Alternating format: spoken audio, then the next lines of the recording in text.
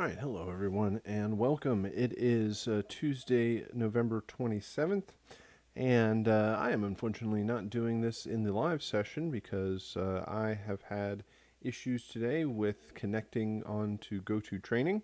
If you attempted to connect to GoTo Training for Tuesday, November 27th, I apologize in the fact that I was unable to actually connect.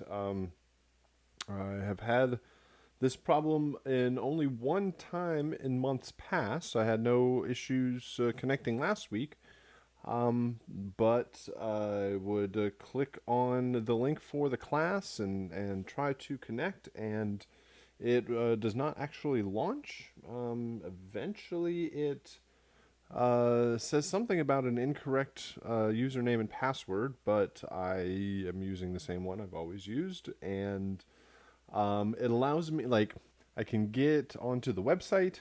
I tried it through there. I tried it through the app. I tried uninstalling the app and reinstalling it.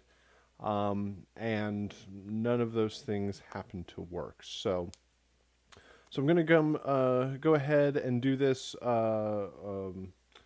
not live and just do this for the archive. Again, I apologize if you attempted to connect, and I intend on that not to happen again. However, since this is now the second time that has happened, I'm trying to narrow down what the possibilities are. But anyway, let's go ahead into the material that we should be getting into on Tuesday. So, first off, welcome back from the Thanksgiving break. Hope you had a nice break there. Had some maybe time with friends and family. Maybe stuffed your face with the Thanksgiving meal. Or maybe played some video games and did some extra game research by checking that out and sort of getting a sense of some of the things that we might be talking about in the class. But you have also completed your first round of assignments for the class. I have a couple of submissions from the 2D platformer assignment that we will start out doing a bit of peer review. So these first sessions of the week are going to be a little bit different than our session last week now that you have completed a round of assignments. You have your first composition. As you see here, I have 4 submissions, and we'll start out each week doing peer review, listening to the previous week's submissions, and then we will get into the new assignments, the new material for the upcoming week. So, again, on FSO, there is an assignment called Peer Review and Feedback each week that is open for you to submit. I saw a lot of people up there either submitting or discussing the submissions. So, and it's all positive and constructive. And hopefully, after seeing it for this first round, it will encourage you to submit in the future. So, we have the 2D platformer submissions here. I'm going to start out with an overview of them, just talk about what we're listening to, talk about the assignment as a whole, talk about the intros, the main loops, and the endings. We'll go through what we're kind of expecting and what things we're paying attention to, and then we'll go into each one of them one at a time and take a listen to your submission. So I have 4 submissions, and each student has their own track, and that track has their 9 files that they submitted. I have over here, this is the stack of main loops. Sorry, these are all the main loops here. Then we have all of the 2-bar intros here, and over here, these are the 3 These are, 3 2-bar ending cues. They're only in this order, intros, main loops, and endings, because alphabetically that's the way they import. So I'm going to start out by describing the main loops. Main loops are going to be what is the majority of what is heard during gameplay.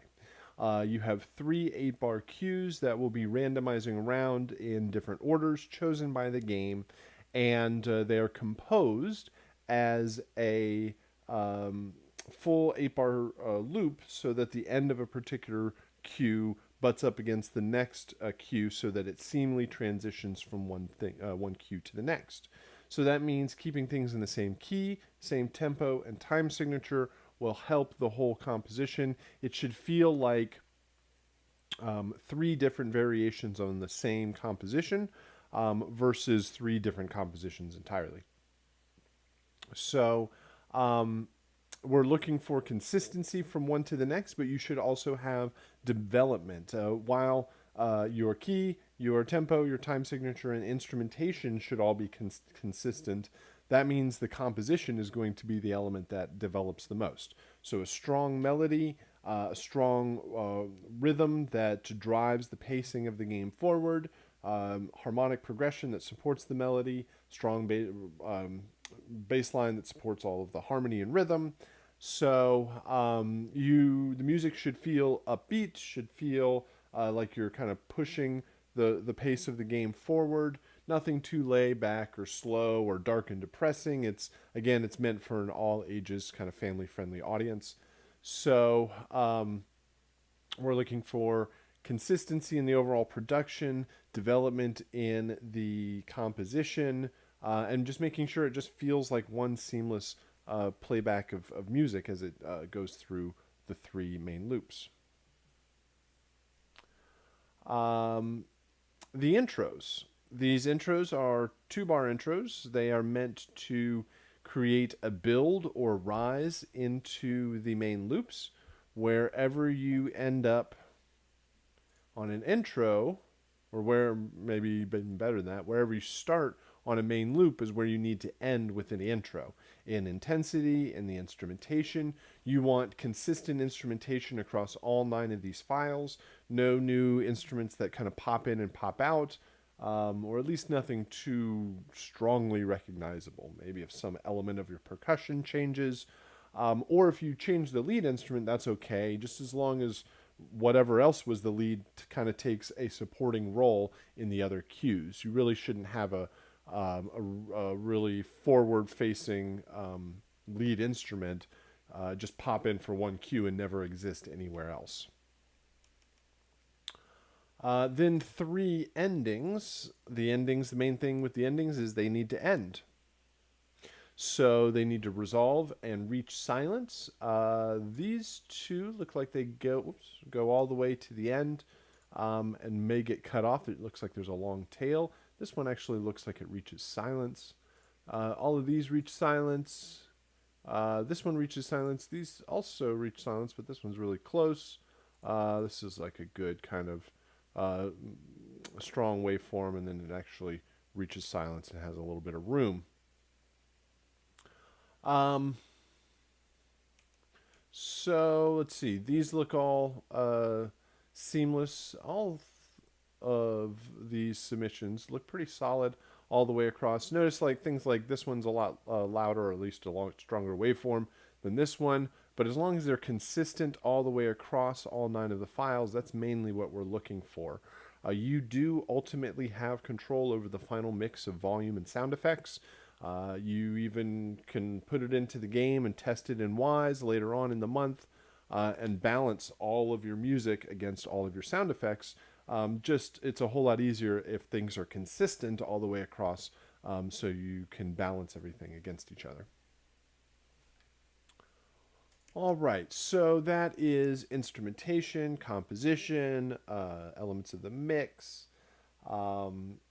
consistency all the way across. Yeah, I think those are most of the things we should discuss ahead of time.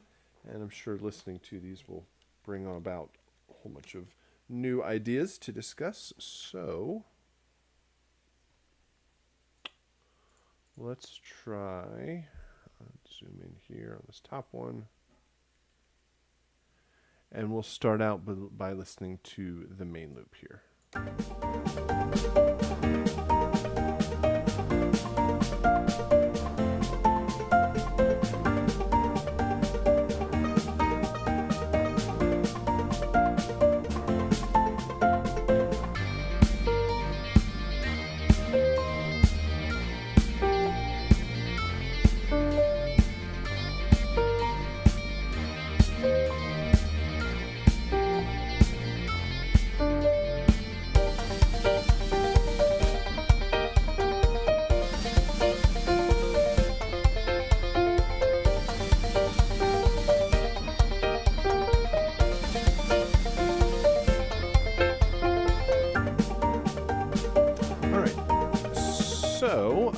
A couple of things. The first thing that pops up is watch out for hard panning the instrumentation.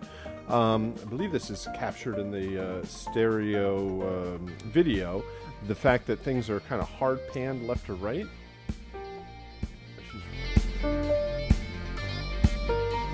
Really kind of interesting because everything looks so flat here. But there's, let's see, like this first one here. The banjo is all the way panned to the hard right. Here, the guitar's panned to the hard left. And then, yeah, you have both of them kind of panned hard left and hard right. Panning hard left and right is fine as long as you have things to balance it off. Like, if you do multiple passes of a guitar recording, best thing to do is record it 2 or 3 or 4 times. So that you can pan some to the left, some to the right, and pan some of the hard straight up the middle. But to have just kind of the lopsided mix, the main reason, especially in games, is if this is a mobile game, who knows if they're actually listening to both like earbuds. If it's on a TV, maybe they only have a mono TV and it's not playing back something. If there's headphones, there's just too many possibilities where you could lose an entire half of the mix just by panning things hard left or hard right. The levels of this one look real interesting. I thought this was a metronome in the beginning, but it's really the snare that's just so much louder than everything else. I didn't really feel that loud because it's so short. But everything else feels very compressed. Like just kind of low in the mix overall, and then compared to things kind of jump back out when you jump over these ones. Well, even here you can see how much much more right heavy the mix is. So then compositionally, I think one of the main things is it really feels like it's missing a lead. I can tell maybe that, see, like here, the banjo is probably intended as the lead. Certainly doesn't help that it's panned off, but it's not, or maybe the piano is to be the lead, but everything is just a repeating kind of harmonic phrase than a developing lead. It's playing the same phrases over chord changes. Here, like that guitar, again, panned off to the side, feels like it's doing like this 1-bar phrase over the chord changes. So create a, pick whatever the lead instrument is to be, put it in the middle, push it towards the front, maybe put a little bit more reverb on it, and create a melodic line that develops all the way through the 8 bars and doesn't really repeat any phrasing. Here are 3 intros.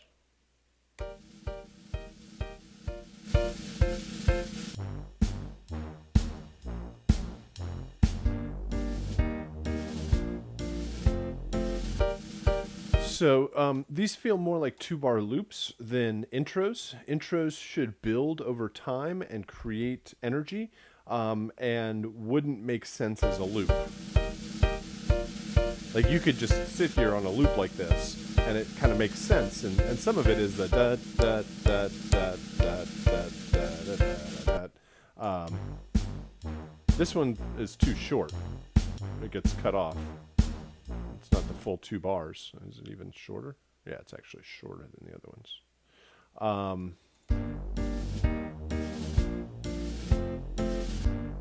But you need to use, like, they shouldn't make sense as a loop. So you use the second bar to build up. You can even kind of keep the first bar, but do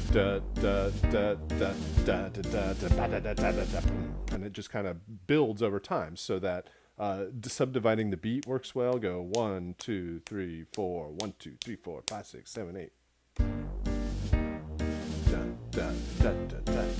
Just kind of build things up through those intros. And then here are 3 endings.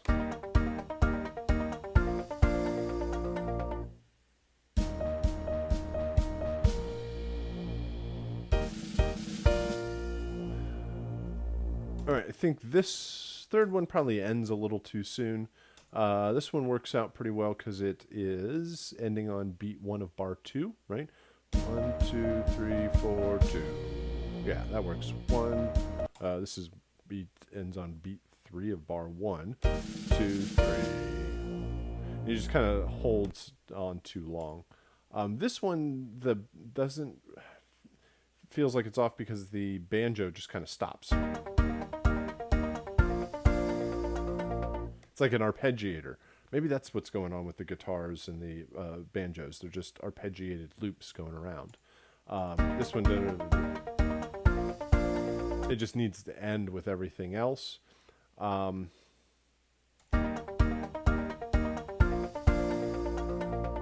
other problem is this is banjo. Oops.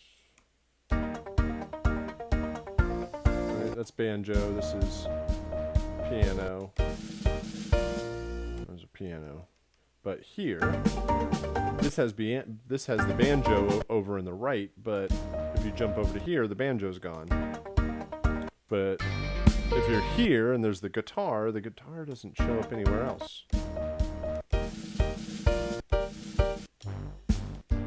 Yeah, so that guitar, the only place it ever shows up is in this one loop. So watch out for consistency of instrumentation. You're going to need to make sure that the 3 intros use the same the same instrumentation as the main loops, and so do the endings. So there's more consistency all the way across. So what you're doing compositionally works. You got the good kind of pacing, you got a good progression, all of that, good rhythms, but focus on a lead instrument and then maintain the instrumentation all the way across, and watch out for the panning. All right, cool. Some good stuff to talk about there. Let's go to the next one here.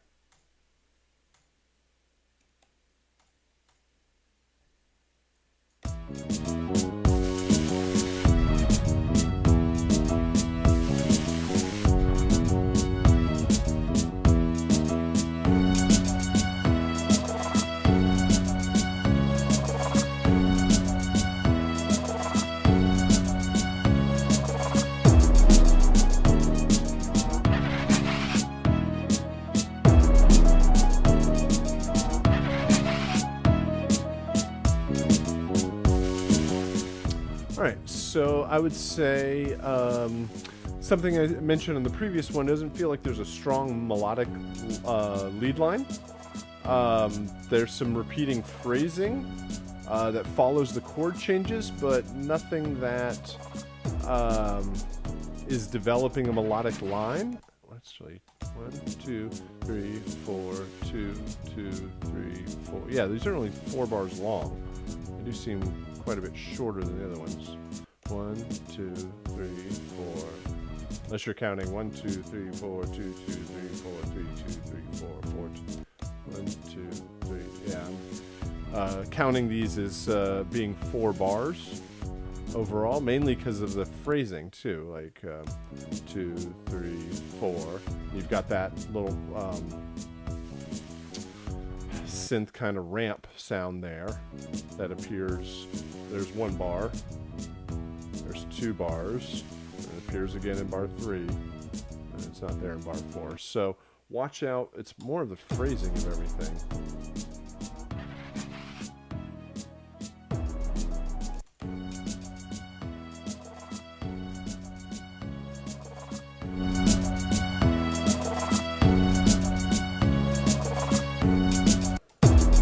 So extend these out for 8 bars. Develop the melodic idea. Like pick one instrument and develop a melodic idea across the entire 8 bars. The other thing would be some of the background sounds almost sound more like sound effects, and this gets into like a gray area overall. Um, can end up sounding like sound effects. You want to typically watch out for putting any sound design in your music, like sound effects, sound design in your music, because when it gets into the game, it can get repetitive and it might sound like other sound effects in the game. Typically, the sound designers don't want the composers putting any sound effects in the games, just like the composer doesn't want in the sound designers to put any music in the sound effects, or else when it gets all together, it gets a bit confusing. Now, that may not entirely be the case for you because it's you are doing everything. You have complete control over both music and sound effects. So I would typically warn against those kind of like here. You got like this explosion kind of effect, and there's bombs in the game.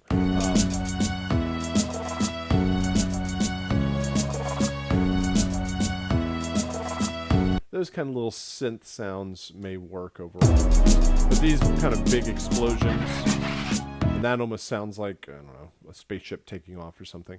So again, it's not necessarily wrong by any means, or doesn't sound good or anything. It just typically something to watch out for when you start mixing music and sound effects together.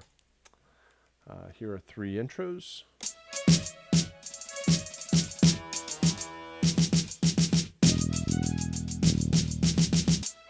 All right, so the drums have a little bit of build in the second bar.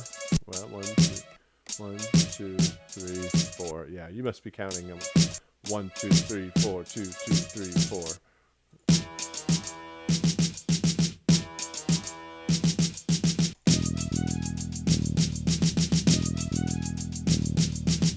So, so the like here you got the hi-hat roll in the second bar, or the second half of 1 bar. And you got the drum fill, snare roll. Same thing here. So the drums build up, but use the rest of the instrumentation. Use the string and a bass line, right? Even add more instrumentation overall to kind of fill out the mix.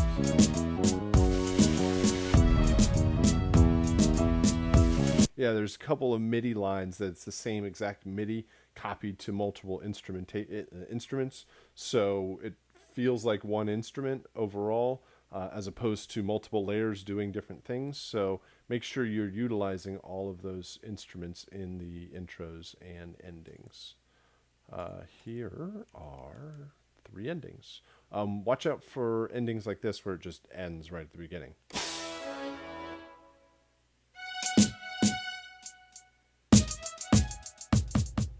See, this works the best. It's not the strongest ending because the strings just stop, but the drums, they kind of fade with that delay in there.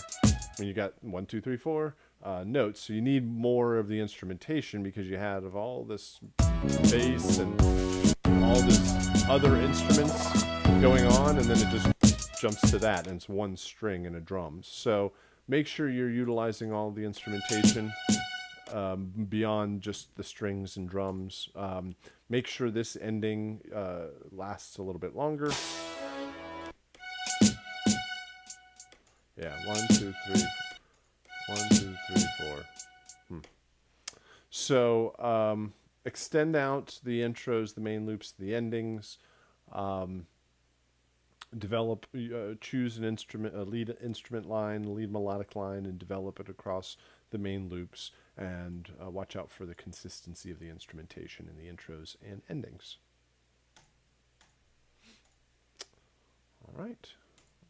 good one to talk about. Let's go ahead and check out the next one.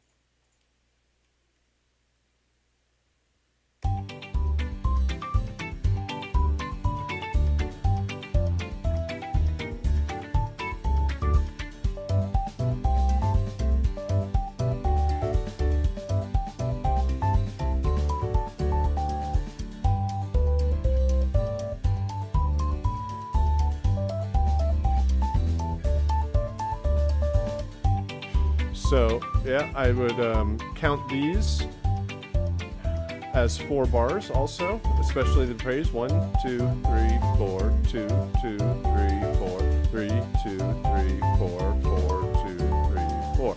And it goes from the phrasing of your melody, along with the rhythm and the drums, but like, well, just go back here. There's one melodic phrase. There's a second melodic phrase, there's the third melodic phrase, and the fourth one. So, 2, 3, 4, 2, 2, 3, 4, 3, 2, 3, 4. I mean, it just goes by where the snares are. 1, 2, 3, 4. 1, 2, 3. 1. So, extend those out. It doesn't feel the same to go 1, 2, 3, 4, 5, 6, 7, 8, 2, 2, 3, 4, 5, sorry. 1, 2, 3, 4, 2, 2, 3, 4, 3, 2, 3, 4, 4, 2, 3. That just doesn't feel the same as the phrasing of your music.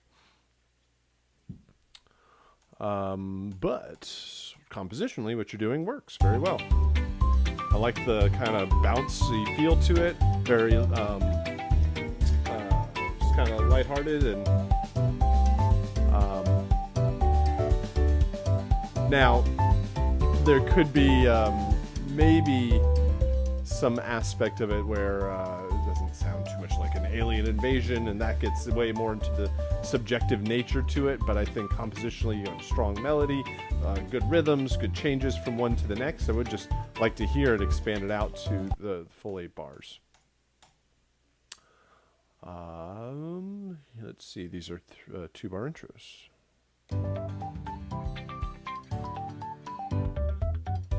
Good. Now, 1, 2, 3, 4, 2, 2, 3, 4. Now, are these just half? Yeah, these are half of those. So if these are 2 bars, but these are, yeah, okay. So these are correct. These need to be 8 bars.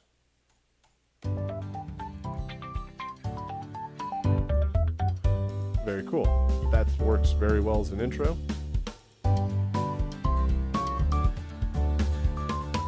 So you use the first bar is generally pretty straight ahead, but the second bar takes that same idea and then builds that up. 1, 2, 3, 4. 1, da, da, da. I love that little pickup right there. This one we could use more of the rest of the instruments to build up. You have a little drum fill in there. But could have everything else go up. That's kind of what you do over here, though. Don't need to, I guess, quote what you did previously there. An intro 3. So that works out very well to kind of, and this is a good example of it doesn't make much sense as a loop.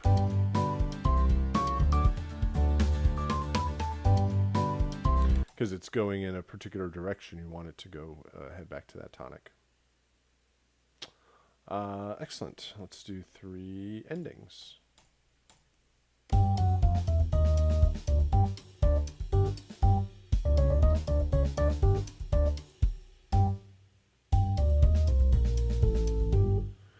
Cool. I would say I like the third ending. I think I just like where it ends overall. I think these just extend out a little too much.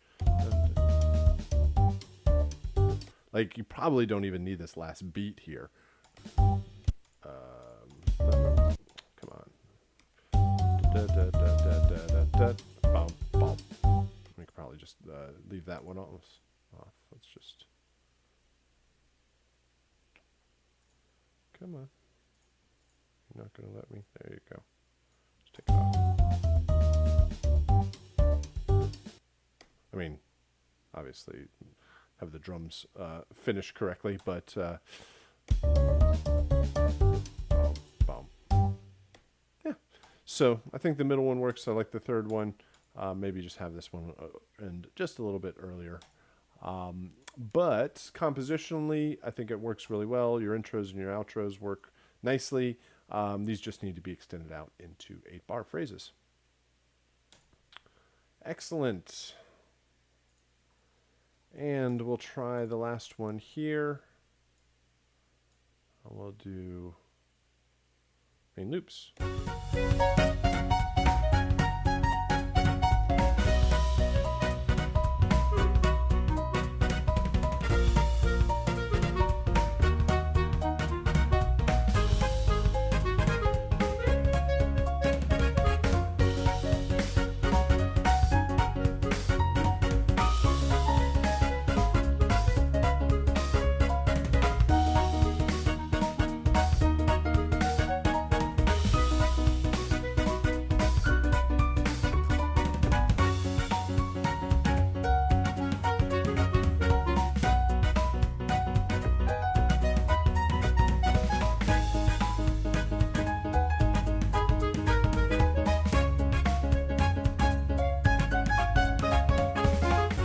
Very cool. All right.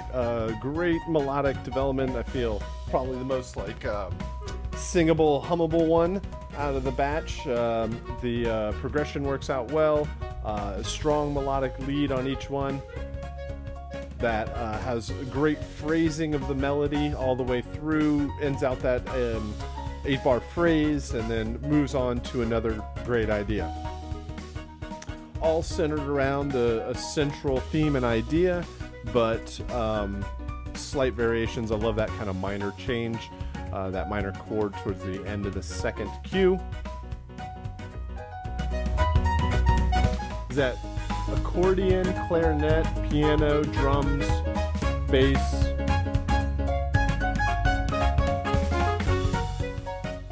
I'm trying to figure out what those kind of staccato. I think that's an accordion off on the left. All right, but great production and great composition overall. Let's see how the intros work into that.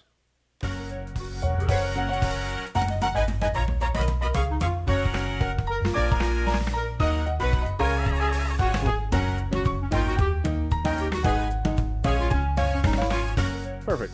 So you have like that second bar is kind of what I mean in the using the second bar to create that rise. Your first half, it's not even going to work. It won't even loop properly. But the first half is kind of a more straight ahead phrase, or even there, it's just kind of this build of the brass, and then goes in up. So kind of moves in that upward direction, going to hang on the kind of a suspension there, or just kind of hang on the 5 and then drop back down to the 1. I love the brass little wah in there, getting ready to drop back down, and then this one feels probably the most like a 2-bar loop. It could probably use a little bit more build in that last bar or so in the intros, and then 3 endings. Good job.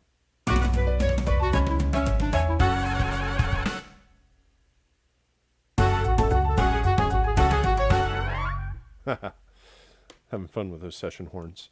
All right, so the endings take this kind of minor tonality, which works well because you end it. Doesn't sound like, I mean, it ends on that strong minor chord, but everything ends in this kind of not straight ahead major feel like everything else in the main loops. So again, compositionally works out well. Production, the way you're using the instrumentation, the little sort of phrases like the minor chord here in the second bar, and the use of all the articulations and the brass through the endings and the intros. Everything compositionally fits well. Everything fits together and will play back very nicely in the game. All right, so we had 4 submissions there. I think it's always very good to kind of show off all the different variations.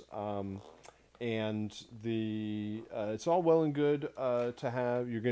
Everybody's going to get an individual video and feedback of their compositions, and it's well and good to hear your feedback for your composition, but I also think it's very beneficial to see everybody else's versions. So you'll get to see good things and bad things that you would never even have considered in your own compositions. So I always find these to be like you hear me talk about it, you go through all the documentation, you play the game, you get your idea about your own composition, and you figure out what you're going to do. You spent some time creating this composition, and you got your first pass at it, and that often creates like either more questions or clarifies certain things, and then you get to where you see everybody else's versions, and I often find that that's where a lot of clarity comes in. Even if you didn't submit, you see everybody else's versions, and a lot of times it's like, oh, and then you hear me talk about everybody else's versions, and it often clarifies a lot of points that may have been points of confusion while working through the project. So again, I highly encourage everybody else going forward with each new week that you submit your compositions, so that we just have more people, more projects to check out. And again, you have the ability to work on and revise these compositions throughout till the end of the month. Want to make sure you have a first pass at it and have an opportunity to get some feedback on it. But I know that there's always room to move and change these compositions, improve them, and then you'll even get them into the game, and you'll probably realize some other tweaks need to happen. So you do have that possibility of making those revisions all the way till the end of the month. So I definitely want to appreciate everybody who is turning in the submissions for peer review. It definitely helps out a whole lot for everybody involved. And what else? Going forward, I think that I'm going to turn it over to the archive now, which will explain the new assignments for week 2. You have a new game coming called Angry Bots. And a new type of game requires a new style of music and a new approach to the composition. So please let me know if you have any questions. We'll meet again on Thursday. I'm going to knock around go-to training for a little bit to see what in the world was happening, why I was unable to log into the live class. Again, I apologize for not being able to make it to the live class, or technically be able to connect for whatever reason. But let's go ahead and turn it over to the archive. We'll meet again on Thursday. So come equipped with any questions that you have, or if you want to play anything so we can take a listen to it, we'll also be available to do that. Thank you very much, and I will see you again on Thursday. Okay. All right, let's go ahead and discuss the new assignments for week 2. So we have a new project. We have a new game. We have a new soundtrack. A new style of game requires a new approach to the music. And so our game this week is called Angry Bots, and it is a demo that is provided by Unity Games. Again, this game is built in the Unity game engine. Next week, in week 3, we'll start talking more about the technology, and we'll discuss game engines and audio middleware and some of the software and tools that are kind of running all of this stuff in the background. And like I've said before, saying like game engine is like saying DAW, kind of, sort of, not really, but sort of. Basically, in the same way that a DAW is the tool that you use to make music, a game engine is the tool that a game developer uses to make a game. And just in the same way that there's Logic and Pro Tools and they give away free projects and like, here's some recorded music for you to check out and test out how our software works, they do the same thing with games. They can provide versions of the games that people can tear apart, and we can get in there with our music and sound effects. So our new game for this week is a different style of game, different approach to gameplay overall. In Angry Bots here, you are this mercenary infiltrating a robot factory. The robots are none too happy that you're there, and they are bent on your destruction, so they will come after you.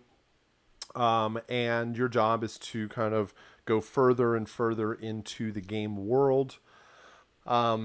This is a much more complete game.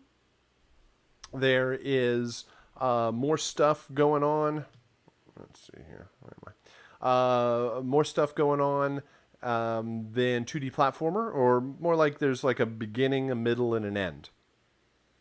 Where 2D platformer, the score would just go up and up and up.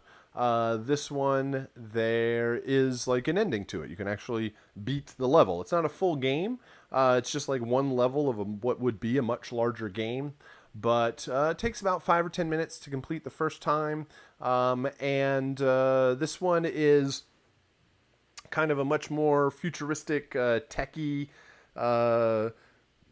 designed world. Lots of kind of sci-fi influences, robots and explosions and lasers and rocket launchers and sliding doors and technology and all sorts of interesting things for music and sound design.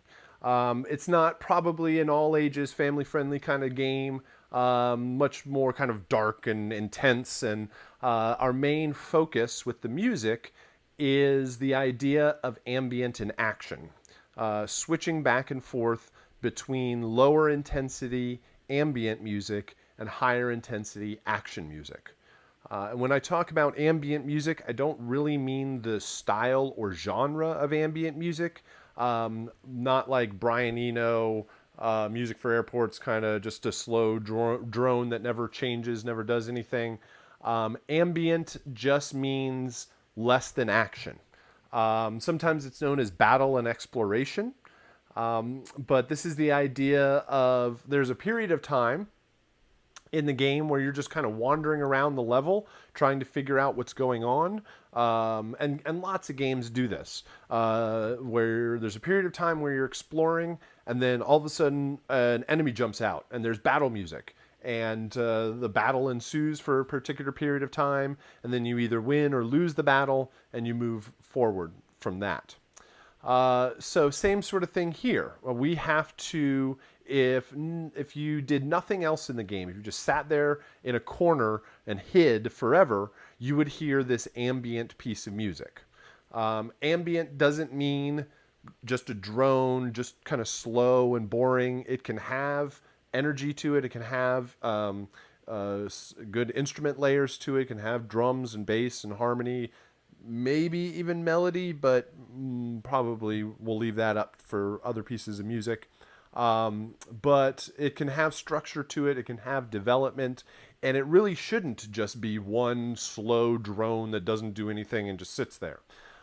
So there would be an ambient piece of music until a battle happens. And when one of the battle happens, one of these robots comes out to attack. And you'll notice that the battles are pretty short, right? So this guy wakes up, he comes to attack, you only hit him a couple of times, and he explodes. This guy comes to attack, and I kind of toy around with him a little bit, run away, let him chase you. And eventually, you'll either destroy the bad guy or the robot, or they will destroy you. And whenever these battles happen, the action music comes in. And then when the battle is over, the action music will leave and return back to just the ambient music. The ambient layer or the ambient cue will always be there, will always be playing. And when you fight one of these robots, then the corresponding piece of action music will come in.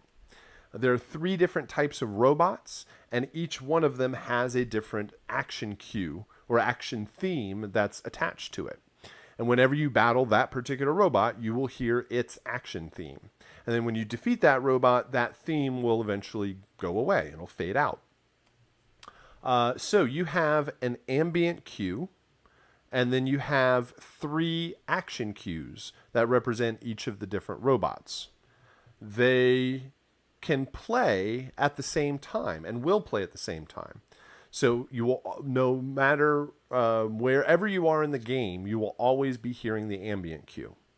Then one of these battles starts and the corresponding action cue comes in. So we have to understand, how do we add or subtract this action music whenever we want. That's one of the main challenges here. We have to be able to get into a higher intensity action piece of music and then return back to the ambient piece of music as seamlessly and invisibly as possible. So, how does the game know when a battle is happening? And the answer to that is it uses health points. It uses, you have health points, and the characters have health points. You might not notice, but this yellow bar on his back is actually a game meter or a health meter. And it tells you how long it takes. A lot to destroy you in the game, because it's mostly just to test out and have fun with it. And defeating one of these robots doesn't really take all that much time. So we'll have to discuss how we get back and forth between this lower intensity ambient music and higher intensity action music. Let me explain each one of the robots. The first one here is called the buzzer bot. This is the kind of flies around, is sort of annoying. It zaps you with these little lightning bolts. These guys are called the spider bots. They're basically bombs on legs. They come after you, and if they get close enough, you'll either destroy them, or if they get close enough, they'll self-destruct. They really don't do much except for chase you around and become annoying. These are the most frequent kind of robots on the map. There's another one over here. And let's go inside here. So, and then here is the third robot. This guy's called the mech bot. It's this big RoboCop-looking robot coming down the way here. These I would kind of consider like a mini boss. They're kind of harder to destroy. You have to unload into them to eventually defeat them.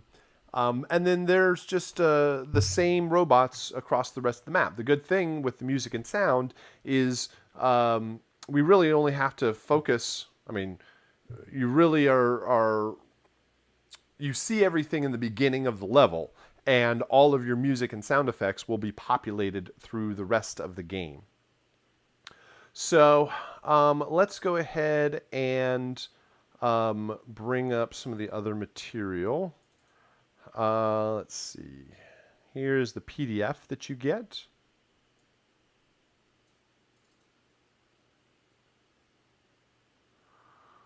Hello?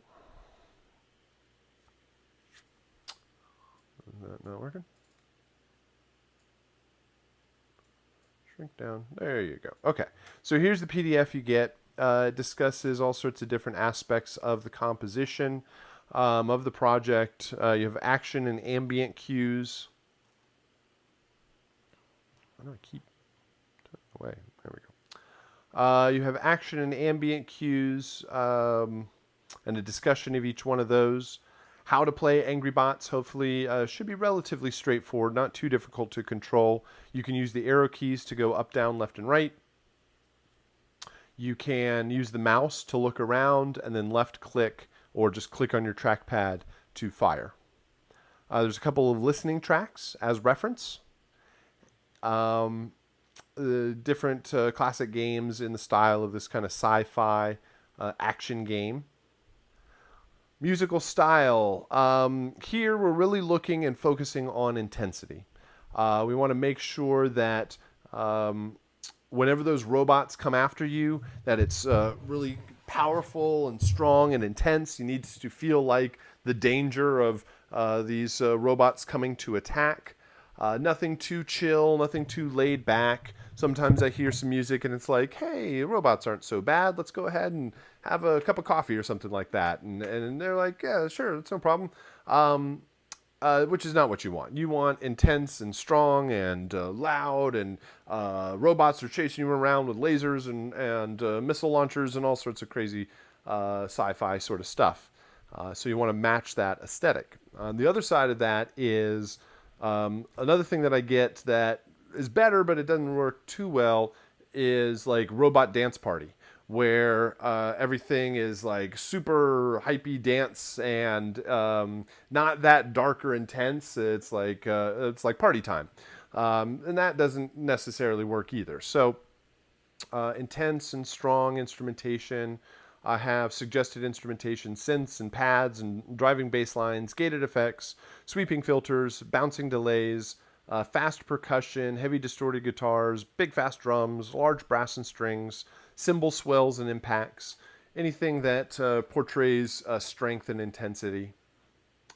Then there's descriptions of each one of the cues, which is basically what I'm discussing now and how they'll play back.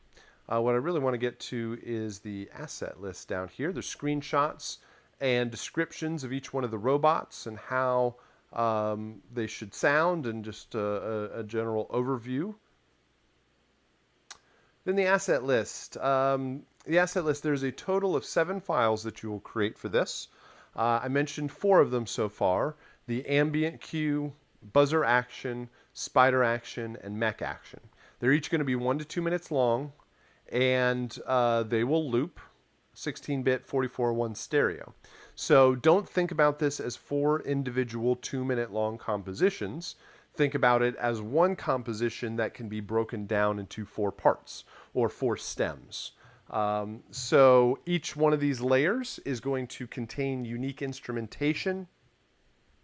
You shouldn't repeat any instruments between the different cues, so that when you hear those particular groupings of instruments or that thematic line or melody or instrument, whatever it is, you can recognize whatever robot's coming after you. You almost train the player with the music so that they can hear what's coming up next. So let me explain how these 4 files work, and then I'll get into these short stingers here. So when the game starts, if nothing else is going on, you are always hearing the ambient cue. Through the entire game, that 2-minute long ambient cue will be looping around and around. The ambient cue should be subtle. It shouldn't be too much in your face. It can still have a bit of rhythm to it. It doesn't need to have strong percussion, but it can maybe have some hi-hats or a arpeggiated bass line, or some sort of gated effect that will foreshadow the rhythm that's coming. And you should you want to lay down the foundation of the progression. This is going to map out how things are going to play back in the how all the layers are going to play back together. All right, so we hear the ambient from the beginning of the game. As soon as you've been attacked, you either shoot the robot or the robot shoots you, then the action music will come in. The action music will come in immediately. It will start playing from wherever it is in the loop, and you will hear action music. This point, you need the strong percussion. You probably need a couple of layers of percussion, bass line, harmony, and probably a thematic. I don't necessarily want to say instrument, like a melody, but thematic thematic line or thematic instruments, or something that tells you what robot is coming after you, so that you can give that sort of information and help the player. All right, so first guy, The battle starts, and as soon as he's destroyed, the battle ends. The music's going to start fading out at that point. Then these guys jump awake. The spider music will start. And as soon as they're destroyed, it'll stop playing and it'll fade out over time. So let's go ahead and load up some examples here. Talk my way through a couple of examples of what this might sound like. There we go.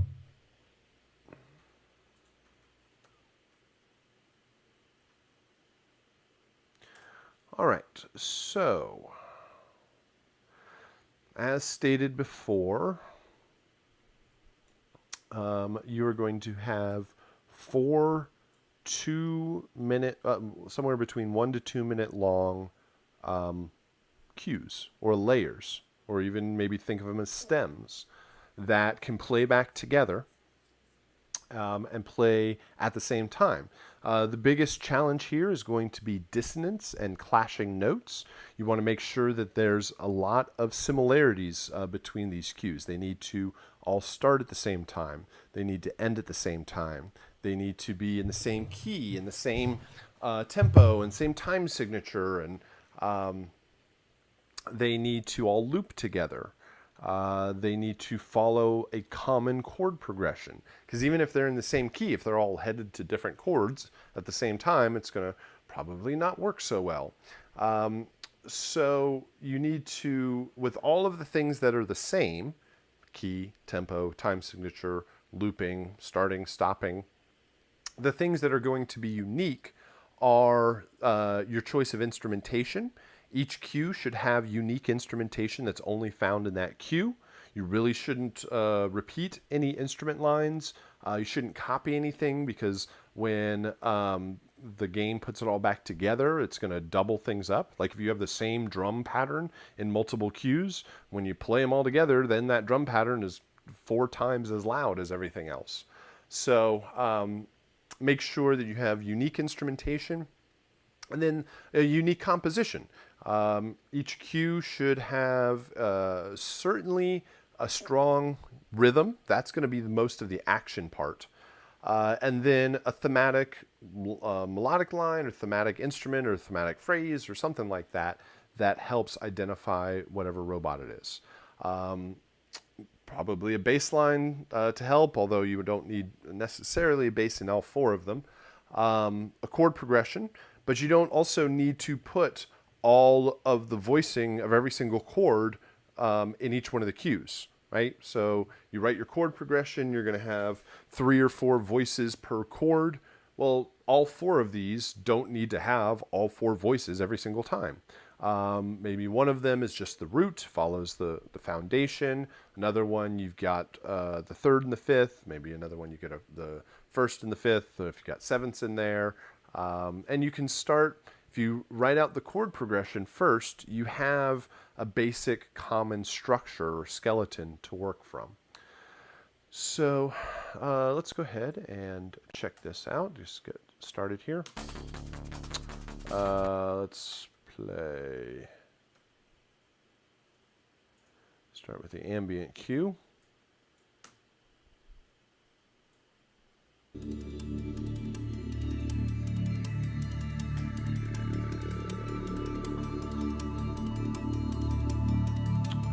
All right, I am going to I'm going to play the part of the game, just mixing these up and down.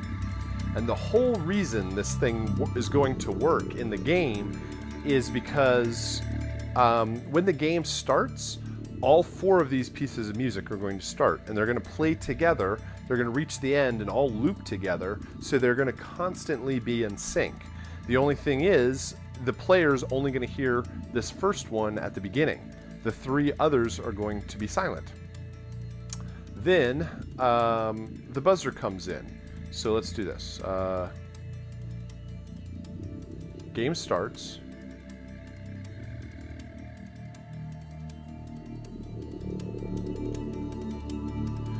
Game starts, and you hear just the ambient cue.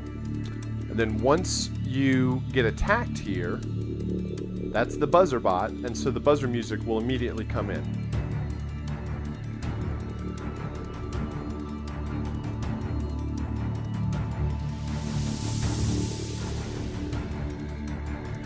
And you're going to hear that buzzer music as long as the battle's going on.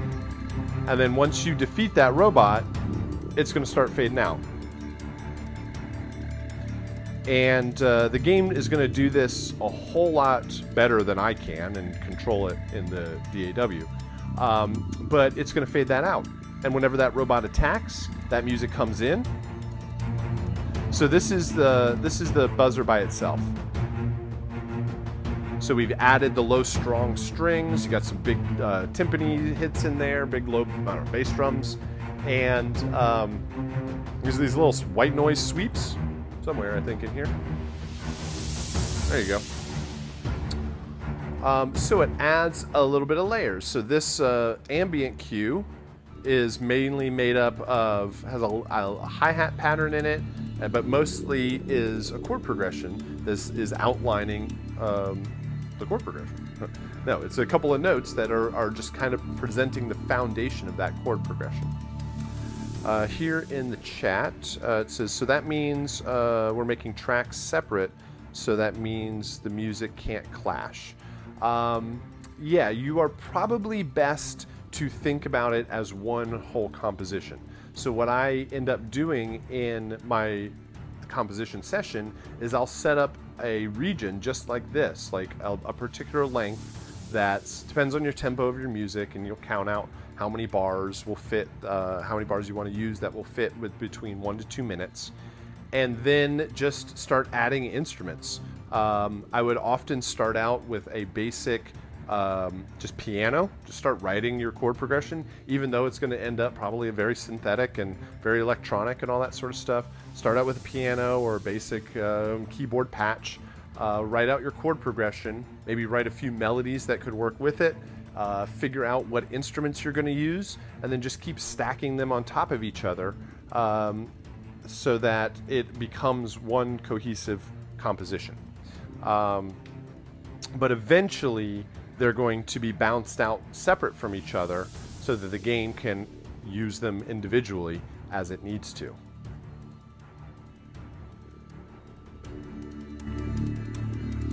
All right, so that is the buzzer. And once that buzzer is defeated, it eventually fades away back to the ambient. And then you go after the next one. So this spider pops up. When that spider pops up, the music is going to immediately add in the spider cue. It sounds like this. Hi-hat, bass line, a little melodic line that we'll hear is actually a double of the mech cue. Here it is with the ambient.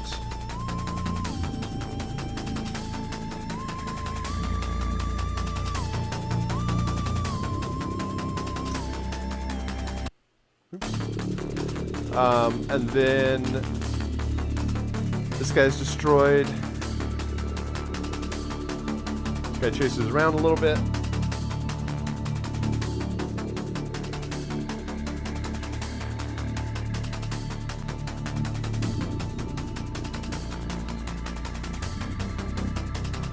When that guy's gone, the music will fade out.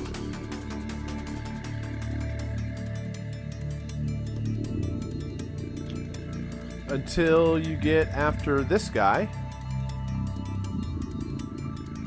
And this guy is the mech bot. And he comes and he attacks, and it sounds like this.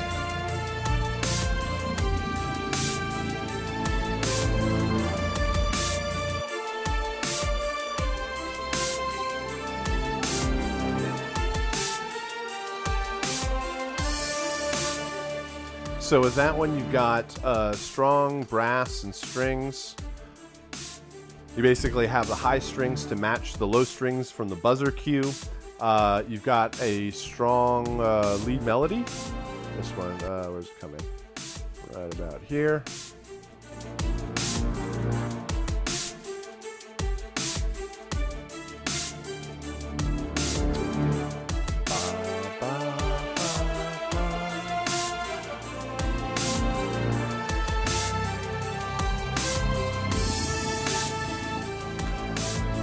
And you also have the ability to have 2 or even all 3 robots on the screen at the same time. So we could bring in the buzzer cue.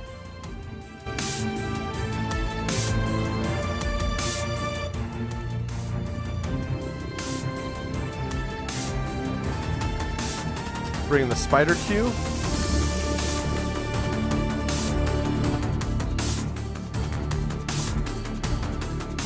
And all 4 of these cues should be able to play together. No clashing notes, no clashing rhythms. Again, think about it as one cohesive composition that with multiple layers that can play at the same time. There are 3 other files that are listed in the asset list. The music buzzer stinger, the spider stinger, and the mech stinger. And those are there to help the transitions from the ambient into the action. The action cues are going to hit quickly, and you do not know where they're going to be in the music. So to help this transition, we add in stingers. And stingers are going to play when the action cue is introduced. So let me give you an example here. I'm going to divide this up like how it will sound in the game. Just kind of set this up so everything is set up correctly. Something like that, something like this. And then we'll put fades. So we got a fade out there, and fade out there, and fade out there. All right, so when the buzzer action comes in, when it comes in here, you'll notice that the buzzer, it'll come in probably in the middle of some phrase somewhere, doesn't have a strong impact, just kind of jumps up.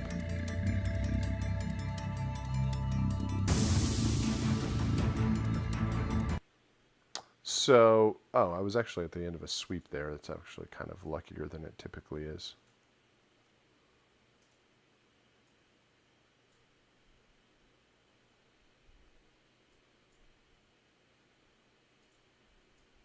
Turn off my fade there. Thank you. Let's play that again.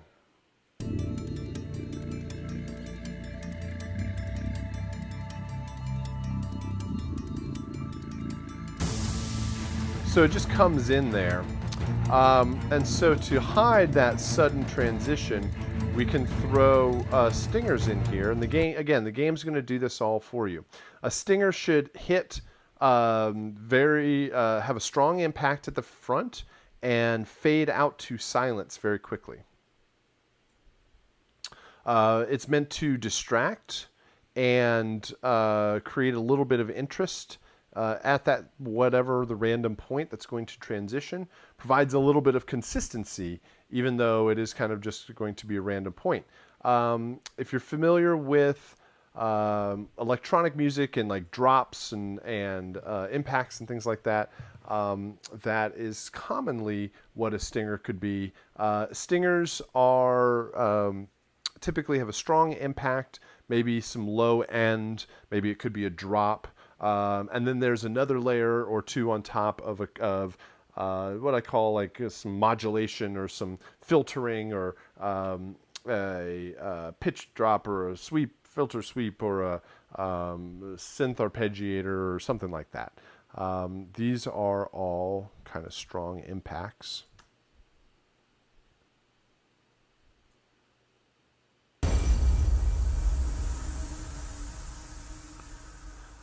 They should not be tonal. They should not be rhythmic, because since you don't know where they're going to be played, it might clash. So strong hit, lots of reverb, tails out to silence. There's another one. And like I said, they are there to cause a bit of distraction as you're going from one piece of music to the next. So here's what it might sound like when played against the action cues. And again, the game does all of this for you. You just have to create the material.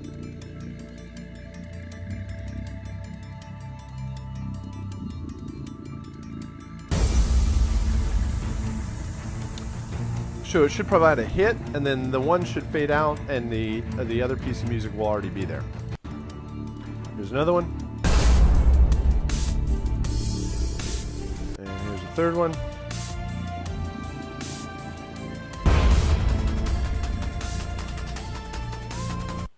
So hopefully that gives you a good idea of where to start with the composition. I'm going to play one more here.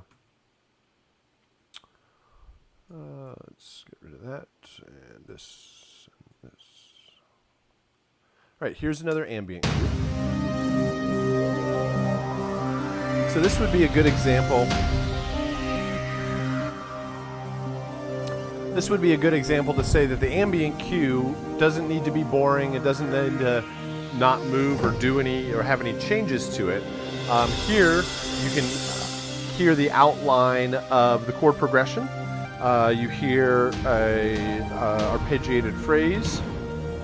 You hear some percussion, but it's not like a kick, snare, hi-hat pattern. It is sporadic and meant to provide emphasis. Here is the buzzer cue.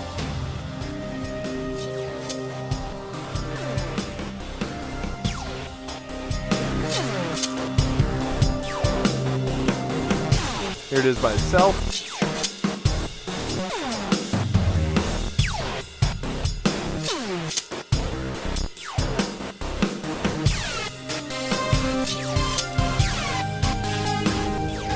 So it follows along. It's got a little melodic line to it.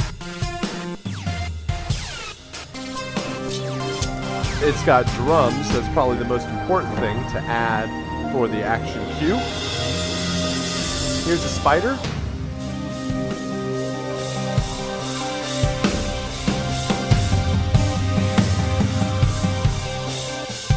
This one's mostly drum kit.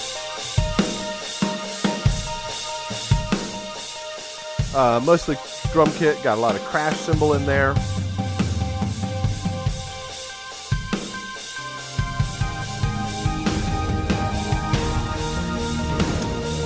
And here's the mech.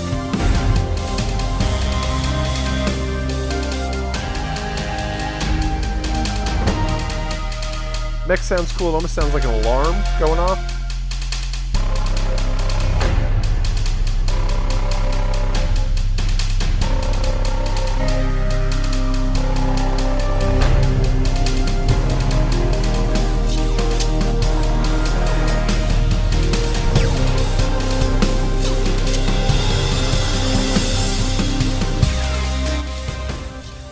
You definitely have to watch out when all four of these are playing to make sure it doesn't completely overload the master. But a common progression, a common pace, a common rhythm to it that allows each one of these layers to be added and subtracted at any point. Then the game, whenever a new idea comes into play, it can just fade in the corresponding piece of music as necessary. So hopefully that helps in describing how the composition is going to be set up. I do want to show off a couple of things with the sound effects for the sound design this week. Please let me know if you have any questions as we go along, or if you're just watching the archive, then you can send me a message if you need any sort of clarification. So that's the compositional side of things. You also have the sound design, creating sound effects for Angry Bots, 22 sound effects. Again, this is like I said before, because it's a little futuristic and robots and weapons and things like that, explosions. There's a lot of fun opportunity for sound design. So let me just load up the sound effects. And I would suggest that you do something similar to last time, where you would load the original sound effects into Logic and use them as reference. So let's see, I'll close down this session. Don't save. Get a brand new session here. Now, when you go download this assignment, you are going to get a folder that looks like this. It's called Angry Bots Original Sound Effects. And it's going to, you unzip it, and it's going to have two folders. One is called To Replace, and the other one is called To Use. There's a total of 60 some odd sound effects in the game, and I don't require you to do all of them. You can use some of the original ones to supplement them. So the one that's called To Replace, these contain the 22 sound effects from the original, these do contain the original sound effects, but these are the ones that you will have to do for the assignment. And the reason is these are the more interesting sound designy kind of sounds, if that really makes any sense. They are the more obvious weapons and robot kind of sound effects. The ones to use, these are some ambiances and interior shots. Then there's like bullet impacts and ricochets. And then there's also footsteps. So you're probably not going to win any awards off of your footstep design. You're not going to get hired off of your ricochet. Well, who knows? Maybe you would. But more likely, this is a focus on the music and the and more important sound effects. So something to consider, but we definitely are going to do and replace the to replace. I include the other ones there because you can and are encouraged to do all of it, so that whenever you show this off, you can say, I did everything in this game. Otherwise, some of the original sound effects will be there still. But let's just use the To Replace folder. I'm going to take all of these sound effects and I'm going to drag them onto a track here in Logic. Open, place all the files on one track, yes. It always comes up with, actually this one doesn't. If it comes up and asks you if you need to change your sample rate, just change the sample rates of the files, that's fine. You're going to bounce them out anyway. All right, then once you have the original sound effects on here, you would probably spend some time, you'd probably clean this up a little bit. They don't need to be right on top of each other. So take these and separate them out a bit. Oh, that didn't work.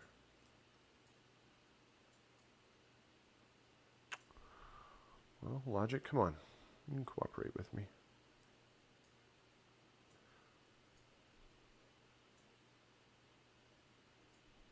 There we go. Do that. Do that.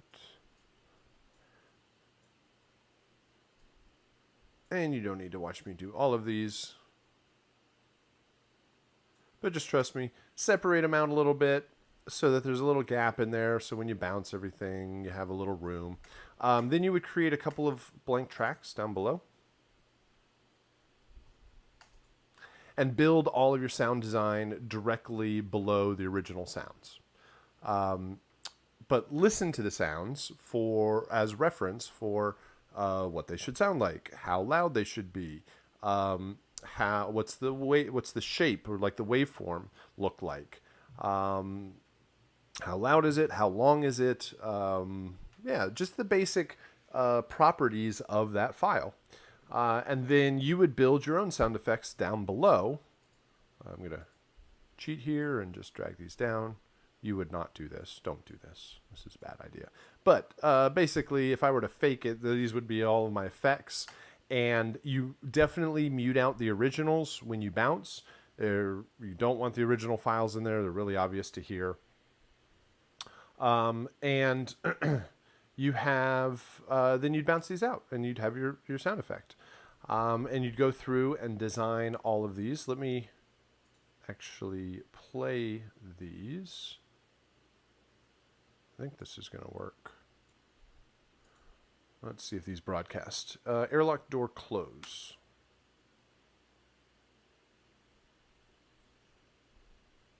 That did not work. Hold on.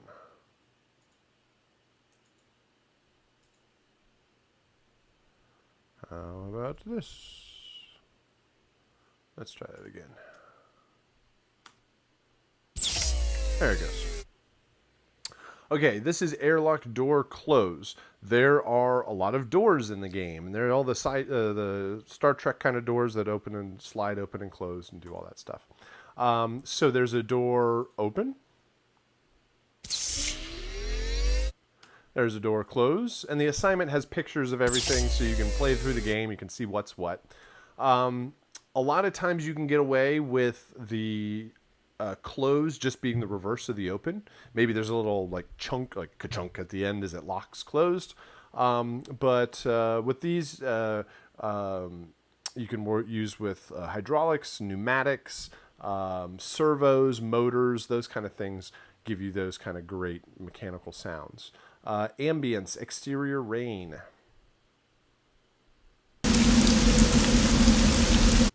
It's a rain loop. 30 seconds. Yours doesn't have to be that long, but just a consistent rain clip that you'll hear when you're outside of the robot factory. Interior hum. This is when you go in. This is like room tone. I always think that sounds like the inside of a spaceship or something. Like, as if I knew what the inside of a spaceship sounded like, but I'm sure. Something like that. Flying buzzer destroyed. There's a lot of sound effect. There's a lot of explosions. So the two main things in the game are, not main things, but things that have a lot of sounds are doors, opening and closing, and explosions. So what I would suggest that you do when you go do the sound design is you should be familiar with like the Westar Music Library to get access to sound effects there. There's another resource called freesound.org, which is a website. It's kind of a community-driven website. Westar is great because it has a whole bunch. It has the sound ideas library, which is a great, like, very high quality sound effects library. Freesound.org is community driven. There are lots and lots of sound effects on there. There's also lots and lots of very bad sound effects that are not worth anything. But there's also some very good stuff in there. And for the types of things you're trying to do, a lot of that stuff can be covered there also. So what I would do is say, okay, I need explosions. So go off and search for a whole bunch of explosions, bring them back in, and then combine them all together to make the sounds that you need. Don't work on one sound at a time. Don't say, I need a flying buzzer explosion. Go find an explosion, bring it back, edit it, name it, bounce it. Then go, oh, I need a mech explosion. Then go back out, get another file, bring it back in, edit, name it, format. Like, that takes too long to go back around and around and around like that.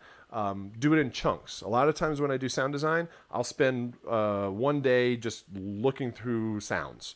Like, just go find my library of whatever it is. And I'll just go, here's 25 sounds that I'll eventually put all together.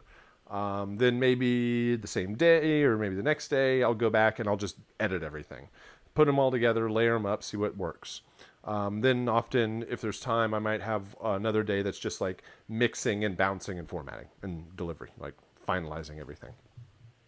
So, so if you work in big chunks like that, it often makes the process a bit easier. This is zap electric. This is when the lightning bolt kind of shoots out and zaps you.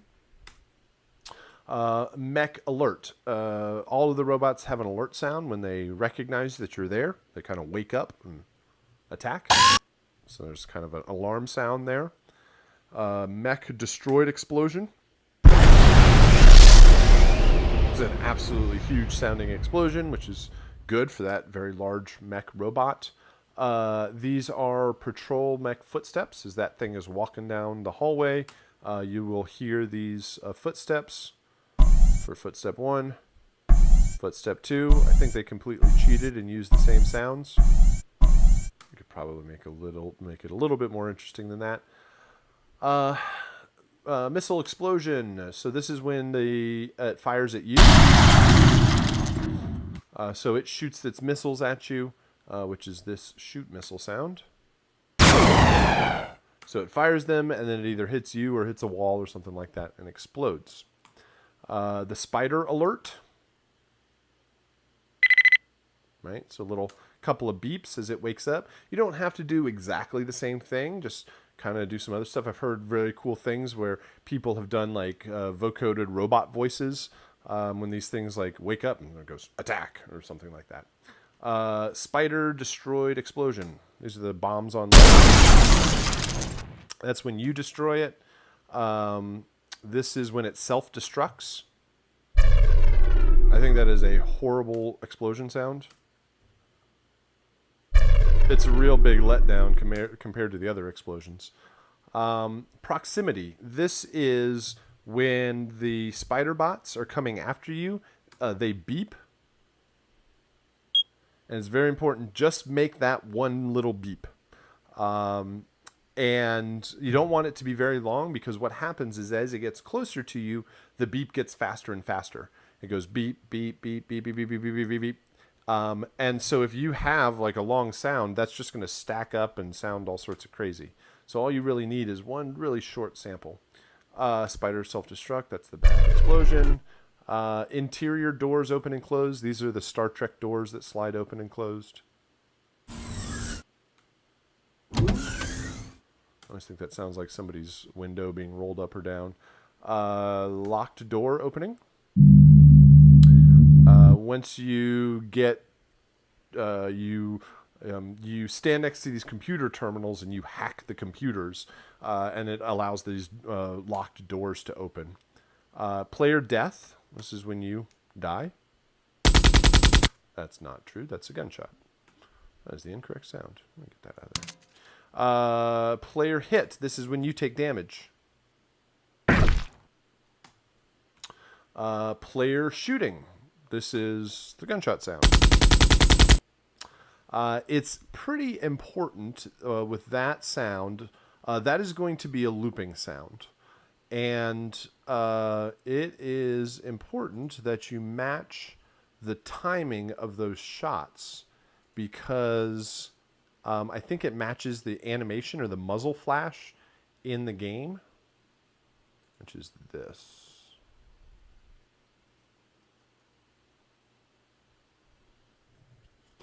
So this is player shooting.